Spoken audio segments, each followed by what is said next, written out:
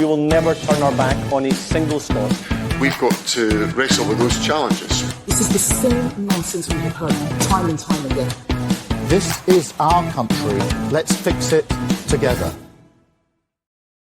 Hello and welcome to another episode of Planet Holyrood, the Scottish politics podcast that I know is beloved by all special advisors working at the Scottish Parliament.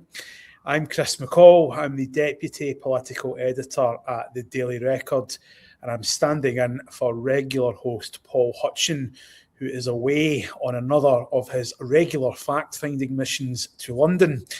Now, joining me today, we had hoped to be in the Daily Record HQ studio, but due to technical difficulties, that wasn't possible. So joining me remotely instead, Douglas Dickie, who is the content editor for the Scottish Daily Express, and Dan Vevers, who is the chief reporter of the Sunday Mail. Now, I should say for listeners that we're recording this on Wednesday afternoon, and that is the day before voters head to the polls for 3 by-elections in Aberdeen, Arbroath, and, of course, in Makerfield in Greater Manchester. Now, we'll move on to the Scottish contests in a moment, as we are, of course, a Scottish politics podcast, but we could not ignore the contest going on adjacent to Wigan. I'm told it's not actually in Wigan, it's the towns and villages on the south periphery of Wigan. But, of course, that is where Andy Burnham is hoping to return to the House of Commons as MP. Dougie, come to you first. Let's cut to the chase. Is Andy Burnham, number one, going to win in Makerfield? And number two, is he going to use that as a springboard to topple Keir Starmer as Prime Minister? Yes and yes. I think he will win. And I think he'll win. I don't think it matters how much he wins by. I don't think Labour can be picky right now about any sort of victory. In any election, they're so unpopular. But I think Andy Burnham, that kind of personal popularity will probably drag him over the line. And I think from then it's only logical. I don't think he'll do it on Friday morning. I don't think we're going to see anything soon. But I think the pressure will grow on Keir Starmer to set out some sort of timetable for his departure. And I think Andy Burnham now sees himself as, the kind of Prime Minister in waiting. He is quite popular with voters. This Labour government's so unpopular. So it's been so hopeless, to be honest, for 2 years. I think even the most devout Labour supporter would admit that. And I think we need fresh ideas, we need fresh blood. And Andy Burnham certainly appears to fit the bill. A kind of Northern English Labour guy. He kind of fits in a lot more with that Labour tradition. Someone like Keir Starmer, I think he's someone that can encourage Labour voters in 2029 at the next election, and that's what they need. They're under threat. I think the right wing vote will get split slightly in Makerfield. Obviously, you've got Restore standing there, and as we were discussing off air, Chris, the main story might be whether Andy Burnham can beat the combined Reform and Restore vote. Yeah. And if he manages to do that, I think it puts him in an incredibly strong position. But I don't really think it matters. If he wins by one vote, for me, it's he's a proven vote winner then, and that's something that Keir Starmer can look back to 2024. But if there's a general election tomorrow, Keir Starmer ain't winning it. If there's any election tomorrow, Keir Starmer ain't winning it. So I think, yeah, absolutely, this is going to be a springboard for him. Dan, is Andy Burnham really the saviour that the Labour Party has been waiting for?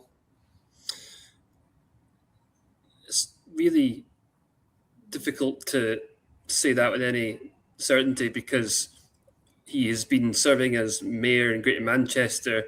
There's no guarantees whatsoever that his brand of politics and his policy perspective, such as it is, which, to be honest, has at times seemed quite confusing during this campaign in terms of, what he actually stands for. He doesn't seem to be, he's even talking about keeping Rachel Reeves on as Chancellor, not messing with the sort of fiscal rules.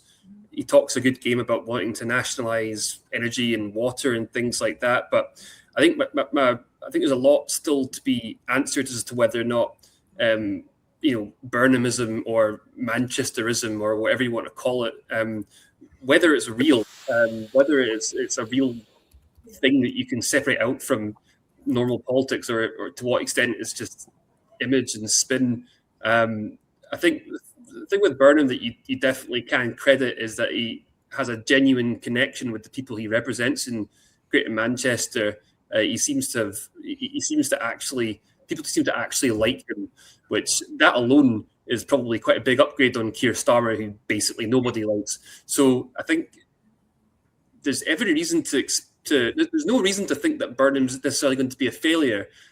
But there's not enough of a reason to think that he will definitely be a success. We saw how quickly Labour in 2024 just torpedoed themselves. They won a majority, and then within weeks, there wasn't even a honeymoon. It was. I don't think you'd even call it a one-night honeymoon. Like as soon as they got into office, they started messing it up. Burnham understands Westminster politics, even though his kind of persona now is that he's an outsider. But he used to spend, he used to be a minister. He knows he's been there and done it. Yeah, he's been there and done it. It'd be interesting to see to what extent, Burnham, the myth, how's that translate into reality, if he is going to end up challenging Starmer for the leadership, if he is going to end up in number 10, whether or not he's a saviour or not, very much remains to be seen as far as I'm concerned. So obviously the big by-election in a Scottish politics sense is taking place in Aberdeen South, and I think we were expecting a far closer race there than we will expect in Broughty Ferry and Arbroath. And that is basically because the North East and Aberdeen in particular, the future of the North Sea oil and gas industry is such a hot topic locally, obviously with national repercussions as well. But particularly for residents of Aberdeen, there's a lot of deep unhappiness about the scale of job losses we've seen in the sector in recent years, and ultimately who's responsible for them. With that said, Dougie, is it possible the Scottish Conservatives could pull off a surprise here? It's been a pretty dreadful year for the Tories. They've lost multiple MSPs at Holyrood at last month's election. Could Kemi Badenoch kind of plant her flag in Scotland, kind of pull off a surprise result here? Yeah, absolutely. I think the mood in Tory HQ is confident without being cocky, quietly confident. I think the challenge will be getting for everyone will be getting their vote out on the day. The Tories have thrown a lot at this seat. Kemi Badenoch's been up in Aberdeen a few times. I think she's actually turned in. I think she's grown into the job massively in the past 2 years. I think she's turned into a really effective operator, and I think people actually quite like her, to be honest. And you look at the corresponding seat at the last election, at the Holyrood election that Stephen Flynn won. He won it by just 1,200 votes from the Tories. In 2024, this same seat, Aberdeen South, the combined Tory reform vote dwarfed the SNP, but again, that split pro-UK vote let Stephen Flynn in via the back door. So I think, the message from the Tories is, if you want change here, if you want to send a message to the SNP, if you want to send a message to Labour, that they need to back the North Sea oil and gas industry, you need to vote Tory. A vote for reform is just going to let the SNP in via the back door, and if they can get that message across, then I think it's going to be a good night for them. The other thing, the SNP might struggle to get people out. It still comes against the backdrop of Operation Branchform. There might be a few disillusioned SNP voters who won't bother, and while other parties pick up people who want to send, want to punish the SNP almost for that, we've still got that kind of bubbling away in the background. It's going to explode again next week, of course. But I think it's a real interesting one. I wouldn't stick my mortgage on a Tory victory, but I wouldn't rule it out either. Dan, would you agree with that? Is it possible? Or, I mean, I'm going out on a limb here and say that my gut is that even in Aberdeen South, even with everything that's happened in the last 3 weeks with Peter Murrow and the associated press coverage of that, I can still see the Nats holding on even on a low turnout, even with a reduced majority. And that, obviously, Swinney will think, given recent events, I'll take it. I'll move on it in the summer recess. I can come back in September and we can move forward from there. Am I maybe misreading the room here? Are the Tories standing by for a stunning victory? I do think that what Dickie alluded to, the reform factor, I think basically the extent to which reform is a factor in this by-election will decide if it's the SNP or not.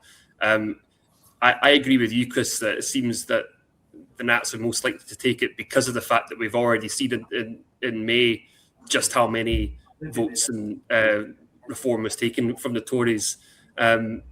Different dynamics. It is obviously, it's kind of a hyper-local campaign that's focusing on issues that are kind of hyper-local in terms of the North Sea, although that affects everybody in Scotland. And I think one thing, I remember going out 2024 during the general election to Aberdeen for some constituency profiles. And we were talking before the election in May about the scunner factor in politics right now. And I'm not sure I've ever come across voters who seem more scunnered. This was in 2024 than the voters in Aberdeen, because they have just been so badly let down time and time again. And I think, the SNP are not particularly well liked up there, I wouldn't say, but they've been well liked enough to sort of sneak into a lot of seats. But when it comes to oil and gas, the SNP government's been talking about a just transition, for example. It just isn't happening. It just doesn't exist yet. And Labour are not at the races in Aberdeen at all anymore. Ed Miliband is practically a swear word in Aberdeen. So I think it could easily be the Tories with a fair wind. And I think it'd be interesting to see to what extent the moral factor plays a role, because obviously that has been headline news for weeks now. Okay. On the issue of Aberdeen South, obviously the MP that stood down is Stephen Flynn, who has now entered the Scottish Parliament. I've been looking at social media this week, Dougie, and he seems to be having a bit of a relationship with the Scottish Daily Express. Could you maybe talk us through why that is? Well, this is the great mystery of Stephen Flynn's non-World Cup holiday. I have to confess, my colleague Ben Boron's been taking the lead on this, so he deserves any credit or criticism, might I add, that may be coming from it. But basically, Stephen Flynn, we were told a few weeks ago, was taking an extended break from Holyrood to attend the World Cup in the USA as part of the Tartan Army. He wasn't going as part of any official delegation. He was going off his own back with his own cash, albeit just a few weeks after he was given one of the most important jobs in Scotland as Cabinet Secretary for Transport and Economy. And then mysteriously, Stephen Flynn was absent from the first game against Haiti. I know Stephen Flynn, he is a Tartan Army foot soldier to his core. He's one of the few politicians who actually does like football rather than just jump on the bandwagon every 2 years when there's an international tournament. So it must have been gutting for him to miss that. There was then rumours that the reason he didn't travel was because his ESTA had been revoked, as many Scottish fans have found, including a good friend of mine who was meant to go on holiday next week, he's currently scrambling about trying to get a visa. It turns out that wasn't the case, and there just appears to be some sort of mystery over why he's here and not there. So do you think, I'll just throw this out there, my suspicion, now I don't know this for a fact, this is just my hunch, I'm sure Stephen or a member of his team can get in touch to say that I'm completely wrong if I am, but I do wonder whether that maybe people in the party have suggested to Stephen that his time would be better spent this week campaigning in his former constituency on behalf of the SNP's new candidate. Would that be fair? You'll be there for the Morocco game, but he's missed the Haiti game, and fingers crossed we can get another 3 points on Thursday. But you'd hate to think he'd missed that, that glorious victory if it's Yeah, and by people in the party, I mean John Swinney. I think that's what's kind of happened here. And if you're going to go to one of them, you go to Haiti. You go to the first time in 28 years. And actually, I'm going to confess to some sympathy for Stephen. It's something he would have been waiting for all his life, just about, to go and watch Scotland in a World Cup. But I think what he's learning is that the reality of being a government minister is very different from the reality of being an albeit effective attack dog at Westminster. Stephen Flynn has been one of the SNP's best performers over the past 5 years, but he's done it from a position of being constantly on the attack, constantly on the offensive. And what I think he's maybe finding is that being constantly on the defensive, having to defend policy, having to defend your record, it's a very different skill from what he's maybe used to. And I think that cut and thrust of Westminster really suited him. I'm not convinced the more sedate and, let's be honest, rather boring atmosphere at Holyrood is the arena where he's going to thrive. But he's still early doors in the job, so who knows? But the whole thing has been a bit mysterious. Stephen has taken to social media to suggest that we're a bit obsessed with him here at the Scottish Express. Not at all. I think if a Scottish minister had his ESTA revoked, I think that's a perfect legitimate. Yeah, I would like to view it as, we are obviously holding senior Scottish Government ministers, of which Stephen is one, of course. He is a new member of the Cabinet. We're just fulfilling our role in the Fourth Estate as, scrutinisers. Would you not agree, Dan, on this big World Cup issue? You weren't considering flying out yourself? Oh, I mean, I'm getting a lot of FOMO, obviously, but I'm not going to risk my own ESTA getting revoked. And also, I don't know about you, but I don't get paid enough to be able to afford that trip.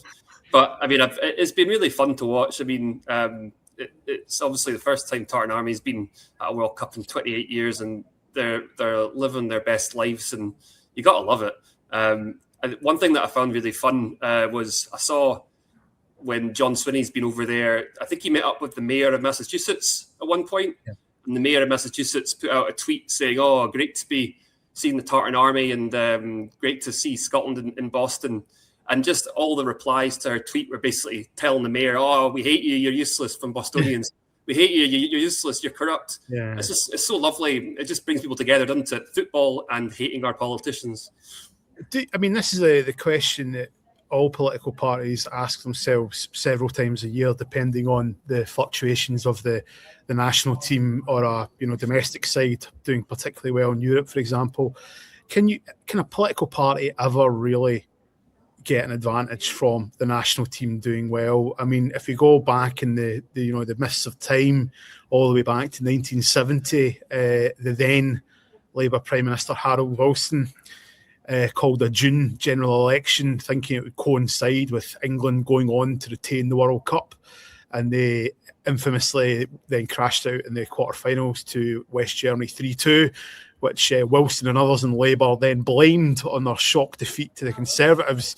I mean, I think in hindsight, Labour's mishandling of the economy was probably the far bigger impact there, something that the current Labour government would no doubt relate to.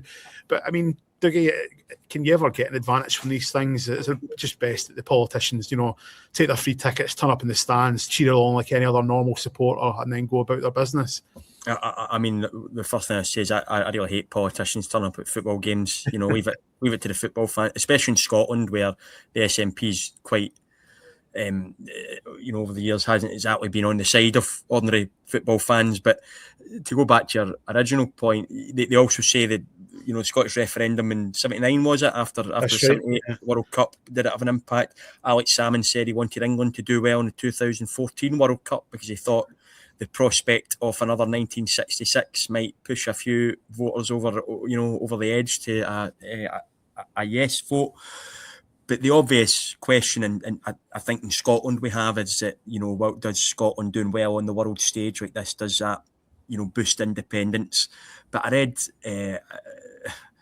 an interesting view from an academic who suggested it might actually be the pro UK side that gets a boost from it, because when you look at independence movements across the world, one of the main complaints is that the separate identity, the separate culture is being suppressed by the nation state.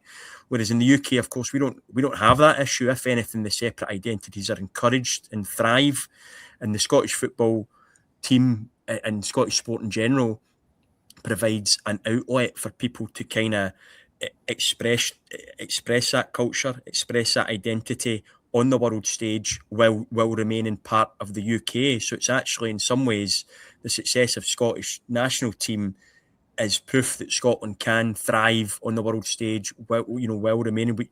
We don't need to break up the UK to kind of do that. So, it's a fascinating.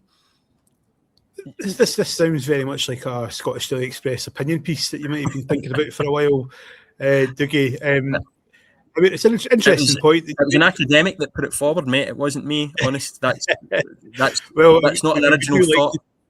We do like to cite academic sources, obviously being a very serious political podcast at Planet Holyrood. I mean, you were talking about this before the podcast, Dougie. I mean, you're not going to go the full hog and suggest that we should be having an all Great Britain international side or anything, are you? Well. Listen, you stick Scott McTominay in that England team. We could maybe go all the way, but look, I think even I'd kind of bulk at that. We have those separate footballing identities. Apart from anything else, you would need to have a British Super League if you were going to have a UK team. We've read a lot about that over the years, over the decades, particularly the sport pages of the Daily Record. The English Premiership clubs, turkeys aren't going to vote for Christmas there. But it is an interesting. I wrote a piece a couple of years ago, fun enough, in defence of Stephen Flynn, who said that he wasn't supporting England at the World Cup, and he got a bit of flack for it. Now, I think where I differ for Stephen Flynn is it really makes no odds to me if England win the World Cup, but I'm certainly not going to be supporting them for the simple reason that I'm not English. So,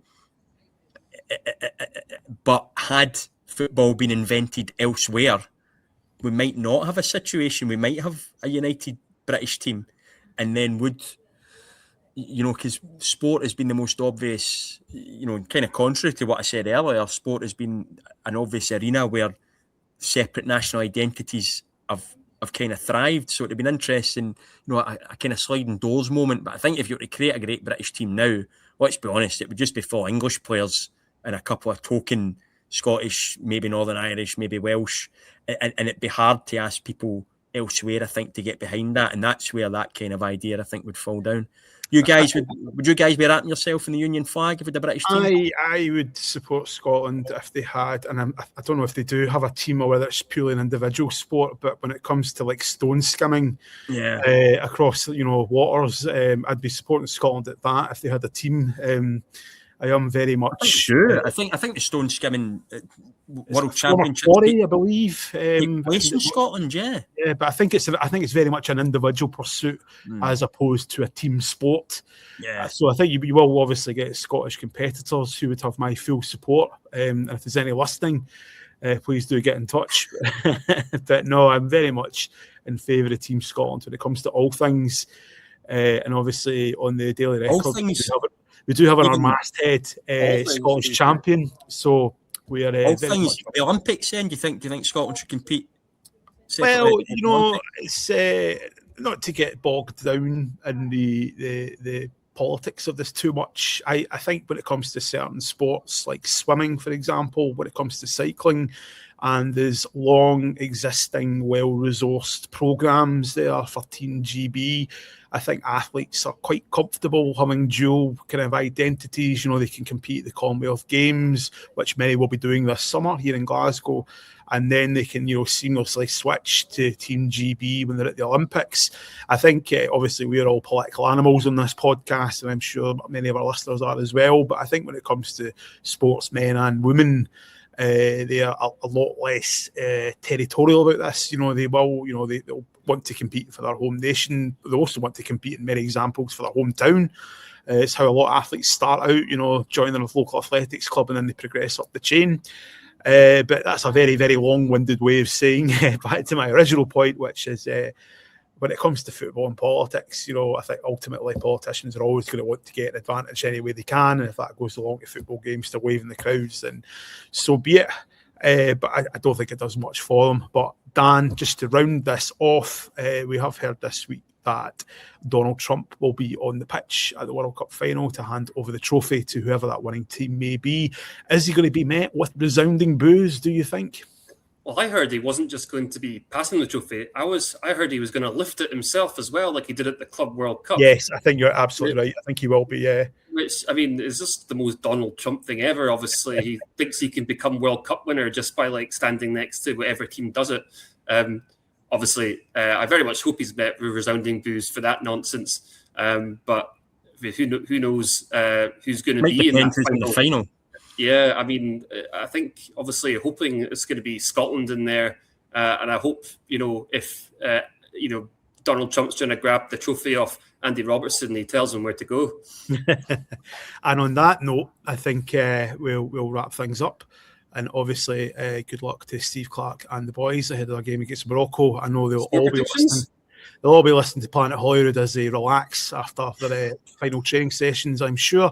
But thanks very much to Dougie and Dan for joining me. Thanks also to Angus from the Records video team who produced this episode. And you can obviously listen to this episode and all other editions of Planet Holyrood on Spotify or Apple Podcasts. But that's it from me just now, and Paul will be back for another episode next week. We will never turn our back on a single Scot. We've got to wrestle with those challenges. This is the same nonsense we have heard time and time again. This is our country. Let's fix it together.